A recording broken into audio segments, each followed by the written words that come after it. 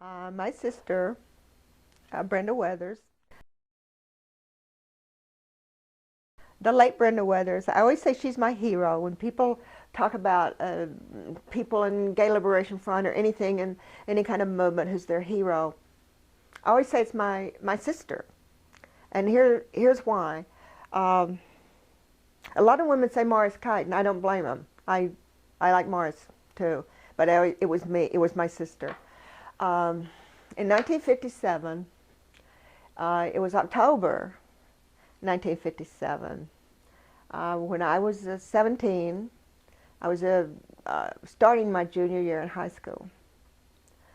And when Brenda was 20, and I have the date pinpointed that it was before October 26th, 1957, because on October 26th, 1957, my sister Brenda turned 21.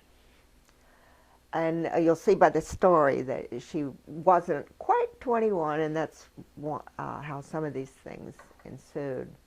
How her parents, our parents and I, found out she was a lesbian. So, she was at Texas Woman's University. First, she had gone to Baylor University. Um, uh, that's a whole other story about me and Texas Baptist preachers. She hated Baylor and transferred when she could to Texas Woman's University in Denton. And she wasn't there that long, but to her it was lesbian heaven.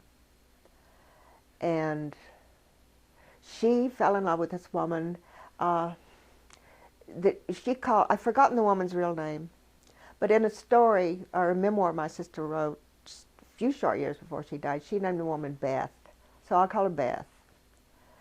She and Beth was a student there at TW. They lived in the same dorm. They fell madly in love. And I don't know how it came to be, but they had written each other some love letters. They must have been separated at one time, or hell, maybe they were sending them from one bed to the other in the dorm room. I don't know, but they had written each other some love notes.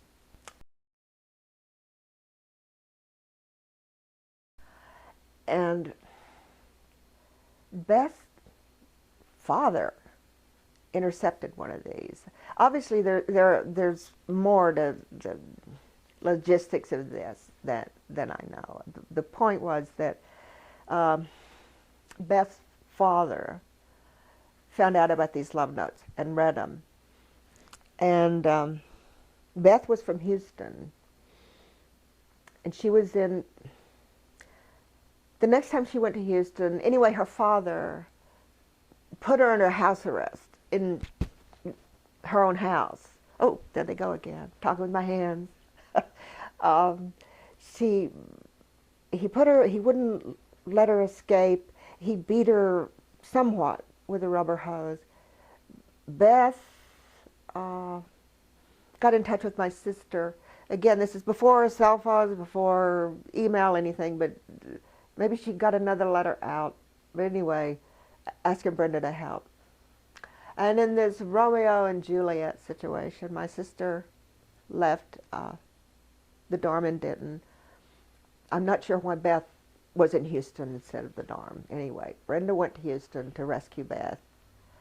And as soon as she walked in the house, Beth's father started beating Brenda with a rubber hose, just severely beating her. Brenda somehow still managed to rescue Beth, and she and Beth escaped Beth's parents' house, drove back to Denton, stayed off campus at a friend's apartment in Denton. So they weren't in the dorm. And at the dorm check, and that's back when women got checked the dorms. You had to be in at a certain time. Actually, I kind of liked it when I was in college. Now I'm locked up. All the women and I are locked up together, but that's another story. So, and that's even before I came out. See, uh, homo-emotional ever. I, I get off track again. All right. So they went back. They went back to Denton. And because of the all-dorm check, and it was a big to-do, not in the dorm, that started this whatever it was in motion.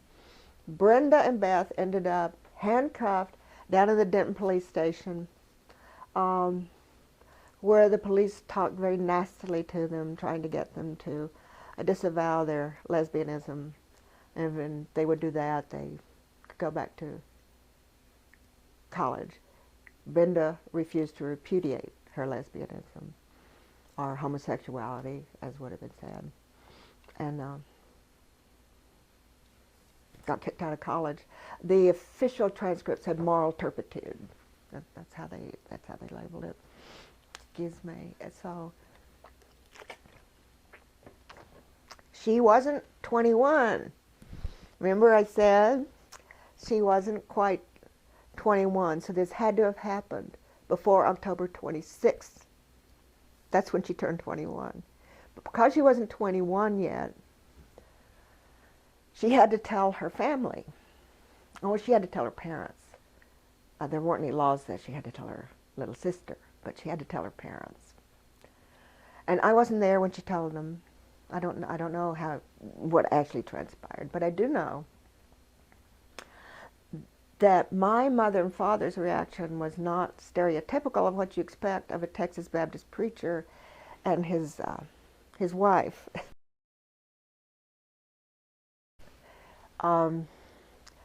It's not like they jumped up and down with glee, oh boy, our daughter's gay. Excuse me, these buttons. And I wanted to look nice for the filming. Oh well. Anyway. So they didn't jump up and down happily. They didn't jump up and down and say, oh boy, Brenda's gay, hooray. However, they were both very kind-hearted people who truly, truly believed in do unto others as you would have them do unto you. And they knew now that their daughter, Brenda, was going to have social ostracism piled upon her, and that broke their hearts. And they went beyond that, knowing that they didn't want anybody else's son or daughter to suffer social ostracism either. So certainly they weren't going to let them suffer social ostracism at their hands. So from that day forward, my parents, the preacher and the preacher's wife, welcomed Brenda's gay and lesbian friends and her lesbian lovers into their home.